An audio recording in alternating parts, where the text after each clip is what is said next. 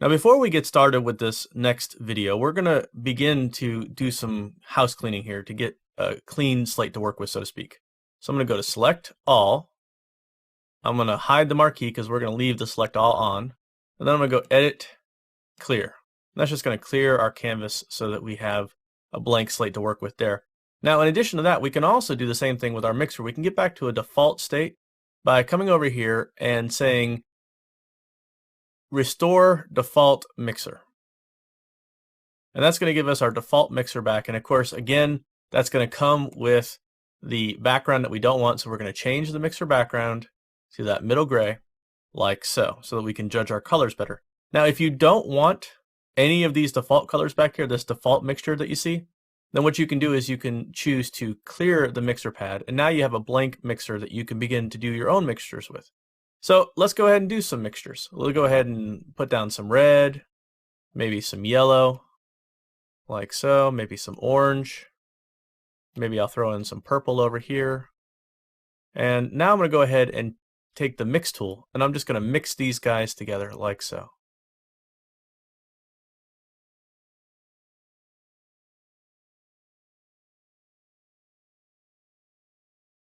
And now you can see I've got a lot of interesting variation built into this mixture. I could also begin to go back and do, say, like a cold mixture of some blues and greens and maybe this colder yellow, like so, maybe even some black.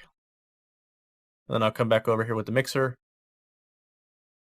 This basically functions as a palette knife.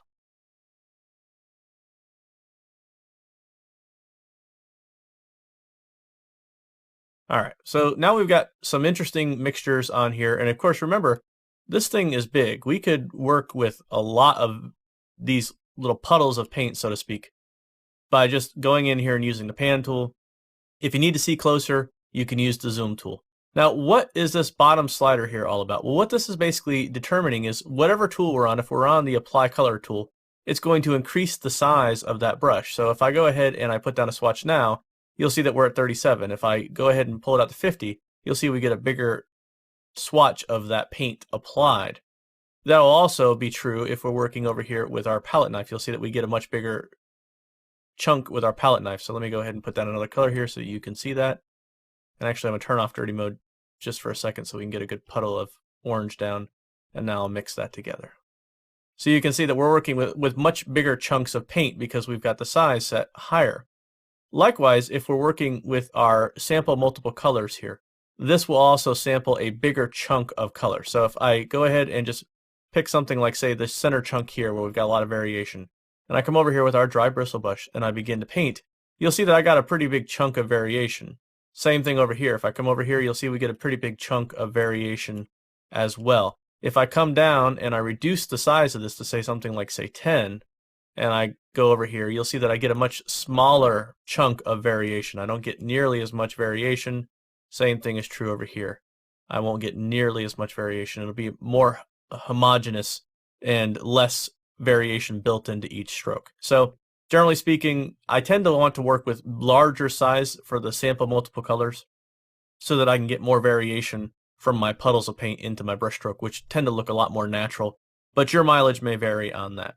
Now again, if we want to, we can clear this mixer at any point in time by simply coming down here and saying clear mixer pad. But if we want to save the mixtures that we have here for use in other paintings or just for reference later, we can always say save mixer pad. And of course, any mixer pads that we've saved, we can also open at a later date. Now the dirty brush mode here is simply the same thing as this dirty brush mode that you see right here on the bottom of our tools. It's basically just entering in to that mode by clicking here. When we go into dirty brush mode there, you can see it's checked. If we come out here and we begin to paint with our paintbrush, you can see that none of my colors are sticking. I'll get a bigger brush here so you can really see it. I'll choose something like purple so you can really see it. Say I start purple, the next stroke I make has no purple in it. And again, the reason why, because we're in dirty brush mode. Now, why this icon doesn't light up, I don't know. But the thing about it is that if we go ahead and paint, now you can see we're not in dirty brush mode. If I turn that off, we are in dirty brush mode. Turn that back on, we're not in dirty brush mode. So what happens is this dirty brush mode thing here actually kind of contradicts what's going on with our thing. So generally speaking, my attitude is don't turn it on here, turn it on here, and just leave it on if you're going to have it on. See, we're in dirty brush mode now. Turn it off and come back, grab purple, and now we're not in dirty brush mode. So like I said, just don't use this. Use the icon here instead. The mixer colors. Well, what these are talking about, the load, save, and reset mixer colors, is talking about these colors right here. Well, how do we get new colors into these mixer colors? Well, let's go back up to Window, choose our color panels, and we'll choose the color sets. And let's say we want to bring over some colors from the painter colors. So I'm going to go ahead and reveal the painter colors. There we go. It's at the top here. And I'll even view this in list mode so we can see what we're looking at. It's going to take a second because those Pantone process colors are pretty extensive. All right. Let's say that for whatever reason on my palette I want to have something like, say, Terra Rosa.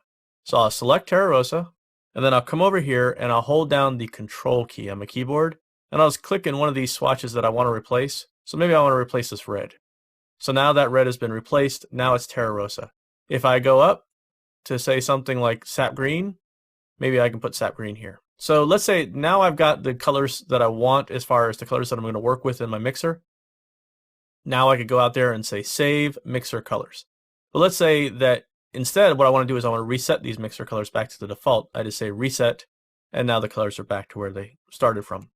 Now, in addition to that, we can add a swatch to the color set and a new color set from the mixer pad. Well, what this is basically going to do, and here I'll just go ahead and click it, is it's going to look at our mixer pad and then it's going to generate a new color set.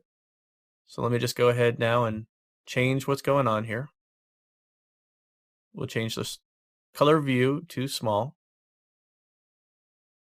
And we'll come over here and we'll go ahead and hide the Pantone for right now.